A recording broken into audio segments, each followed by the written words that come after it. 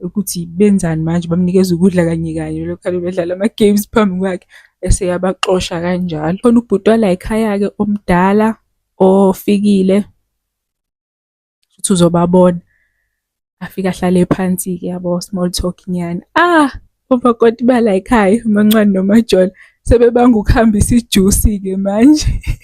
Axakeke nje nalo bhuti lokuthi hayi bo, kanti impiloni le philwa la ekhaya. Impiloni le niyiphilayo la ekhaya. Amakhosikazi, ngisho kukhona i-guest eyi-in-law phezu kwalokhu, abazami nje ukuthi bayiphathe kahle bangalokhane benza lento yabo, hhayi abanendaba shame. Bathi besahleli-ke ubhuti kaHlengizwe noHlengizwe lapha emnyango besakhuluma yona le ndaba ukuthi hayi bo mfethu, yini manje amajusi awu-2 wazisha, bavidane baphume belandelana uMancane noMajola beyohlanza emnyango. Obviously uyazi-ke